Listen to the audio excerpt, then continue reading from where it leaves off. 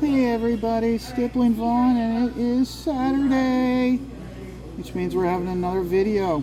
Now, I'm sure everybody who's a fan of crowdfunding, specifically in Comicsgate, is aware of what happened on Thursday. It was first made to my attention on Michael Bancroft's channel. It was an interview, or a conversation at least, done between a David Barach, who is the president of Crowdfundr, and it was the other person in the conversation was Chris Braley. Chris Braley is associated with Bleeding Full, and he's also associated with Mike Barron's Private American. Now, we all know about Private American and how it was on Crowdfundr. Nobody had ever heard of Crowdfundr, okay? And then it suddenly, after being a month on the, up a month on this crowdfunding site, and a lot of Comicsgaters were paying attention to it because of the fact that this is a new site. And with the shadow banning going on in Indiegogo, it was, well, if this does well, this could be a new alternative site for Comicsgaters to go to. Now, David Barach, I know I'm mispronouncing his last name, and I do apologize, but I don't apologize. He reached out, okay? He reached out to Michael Bancroft and Amanda B. months ago to get the word out about Crowdfundr. Both of them are Comicsgaters, are proud Comicsgaters, okay? But he reached out to them to get the word out about his new site. So, Mike Barron, with the issues of shadow banning and with Kickstarter, actually what happened with Kickstarter happened at the exact same time as Crowdfundr, Mike Barron, with the issues he was having with the shadow banning, reached out to get his book onto Crowdfundr to get funding for it. And then it got kicked off of Crowdfundr. Now, because of this conversation, we are made aware of why Chris did this. This is another example of putting your ideology before business.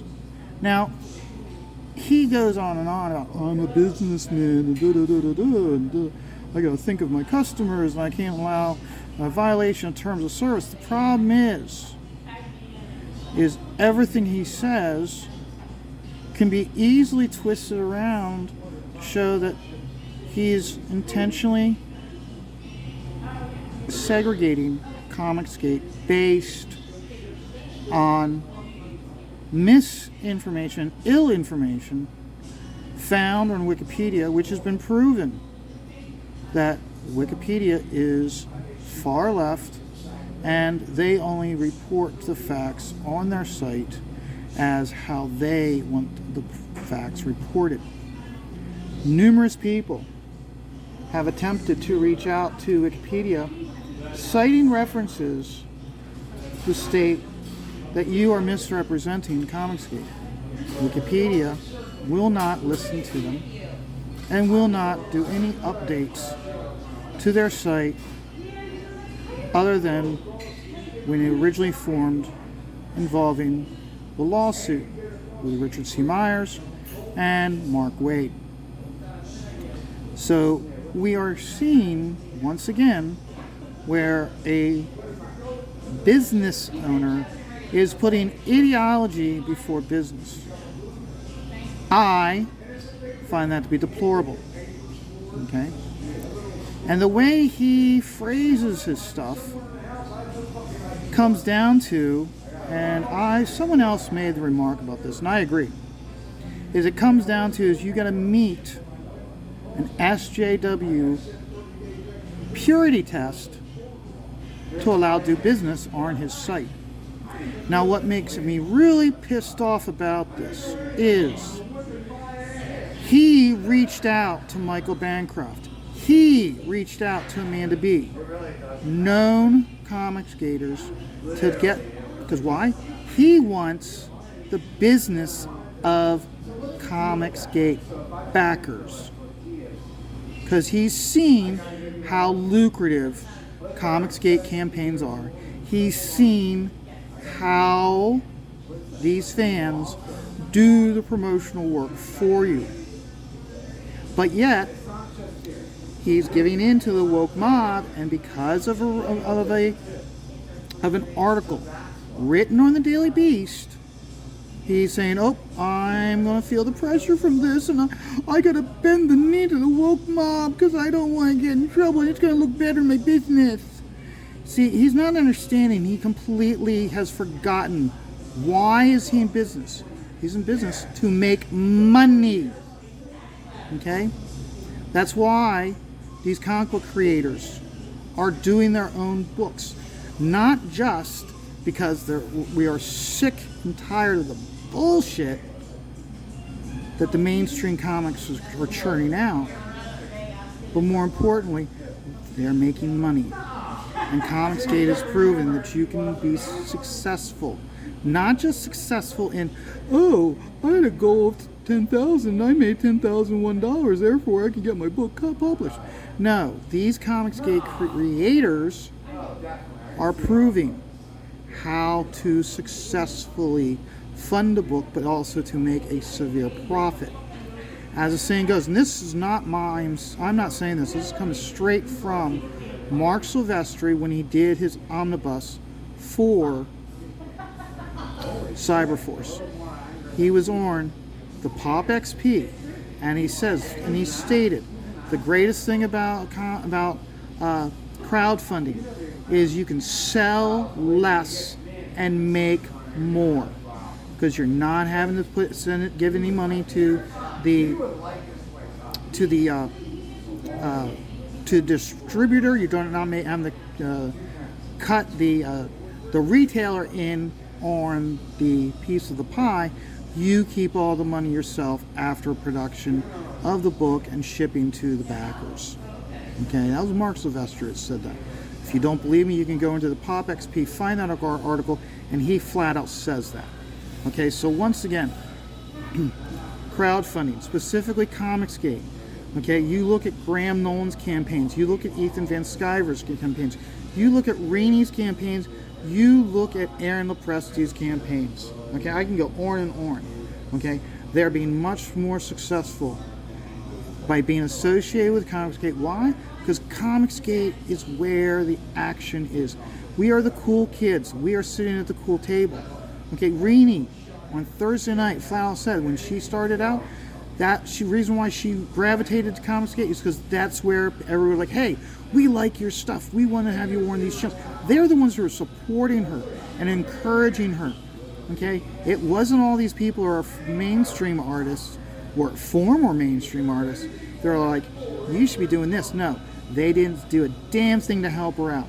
The backers are the ones that made Rainey successful.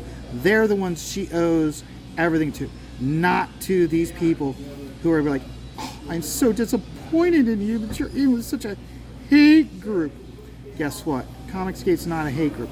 Comicsgate is a reactionary group that's vivacious and outspoken. Okay?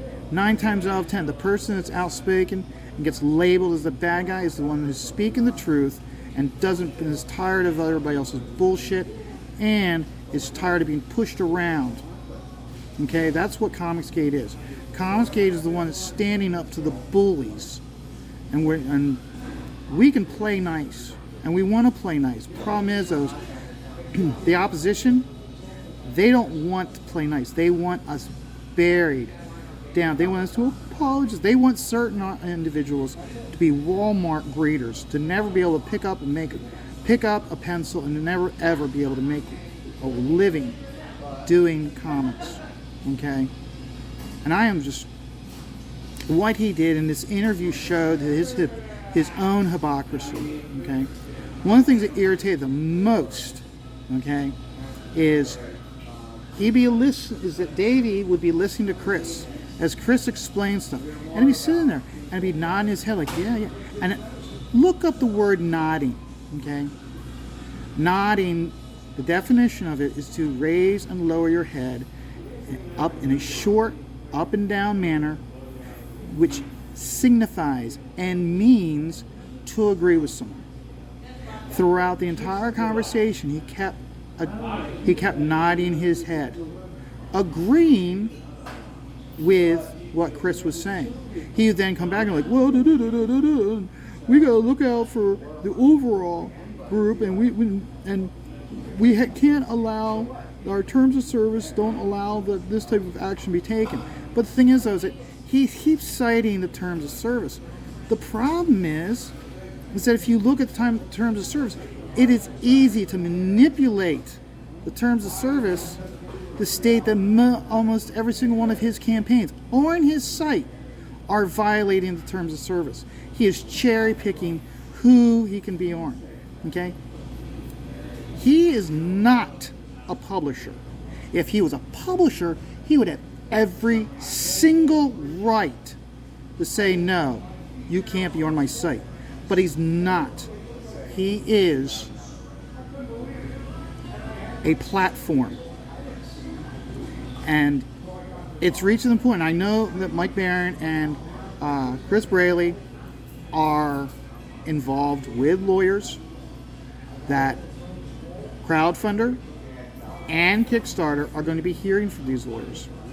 And the most beneficial thing about this conversation that they had was that what Chris did, which is, I applaud him greatly, okay, is that conversation, okay, can be submitted as evidence in this legal action to be shown at least.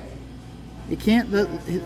I'm sure that Dave's lawyers are gonna be like, no, they can't submit. They can't submit that. In the level of in the process of law disputes, there's a step called discovery. It has to be able to be allowed to be brought forward in discovery. And if the judge rules that this is valid to be used, it can be used in the legal action taken. And if it can be used, okay, it's very damning. Because like I said, the biggest thing, one of my biggest things is that he might have been saying A, B, C, supporting why this campaign was taken off his site, but his body language, nodding his head continually, okay? The lawyer can very easily state, what is the definition of nodding? And state that this is what the definition of nodding is, this is the action he was taking, he was agreeing, means he is hypocritical of the actions that his company is taking, okay? And this is what irritates me the most, okay, is he wants Comicsgate money, but he doesn't want the creators. Well, guess what, okay? This happened once before. It was a company called Zoop, okay? Zoop is still around, but really, you take a look at the campaigns on Zoop, it really ain't doing jack shit for these creators. Okay, I took a look, and when you go to the main page, when you go to click on the for the page that says funded, the funding on these campaigns is like 10, 20,000. I think I saw one for 40,000. The one for 40,000 had Ron Mars, Andy Lanning, and Rick Leonardi. Okay. It only did like 23,000. That's three major creators from the mainstream industry doing this book. How much money did they really make? Okay, I don't think they really made too much money after you take into account the costs for shipping the book and printing the book. They're not making any money. Okay, whereas the campaigns that are coming out of Comicsgate are being much more lucrative, okay? The big names within Comicsgate, they're all doing $100,000 campaigns, okay? Graham Nolan, okay, just over 2 days ago, it was on Wednesday, he launched Volume 1 of Joe Frankenstein, okay. He's made $42,000 so far. It's only a $30-day campaign. Is not going to go into demand. Once that 30 days is over, the book goes to print. Okay. He's going to do very well when by the time this book goes this book goes to print. He's going to do very well. Okay. So for me, I look at one of those where it's like, you want to make money. Guess what? I looked at the campaigns. I looked at Butt Boy on your Crowdfundr site, David. Okay, you ain't making jack shit off of comic books. Okay, in the end, not just in comic books, gaming, not making jack shit. Film, music, you ain't making jack shit. Okay, these creators, they might just get funded over the skin of their teeth. Okay, they're not going to make any money, and they're going to be like, oh, going to your site ain't going to help me versus the other sites. So it just irritates the hell out of me how he is the one that came to us wanting us. Hey, guess what, guys? I got a platform for crowdfunding. But guess what? Your creators, they can't be on my site because I don't like them. They're problematic, and I'm gonna bend over and I'm gonna take it up the ass from these wokies that aren't even gonna back any project on my site. Okay? David, you failed as a business owner. Okay? You might be a successful business with your other ventures within your company. Okay? But you ain't going to do jack shit. I'm talking about it this week. A lot of people are going to talk about this week. After this week, we're never going to mention you again. Okay? You are another Zoop. And you ain't going to do jack shit. Okay? So Dave, you have fun trying to justify, oh, I got to look out for the equity. And again, he used the word that he used, which irritated the hell out of me, is he used, give me a minute here, guys, inclusive. He used the word inclusive, but he used it in the current meaning used by SJW activists. Okay? That's how he's interpreting the word. That's not the real definition of the word. More importantly, this goes to trial, and this involves legal action, which it is. Okay, he's going to discover that's not the way it's being used in society. Is not the true meaning of the word. And he's going, and legally, he's going to bite it in the ass. And you just piss me the fuck off with that. So I'm getting way too heated on this. And that means I'm going to start making mistakes on this, and I don't want to make mistakes. I know my inking has been like off the side or towards the bottom.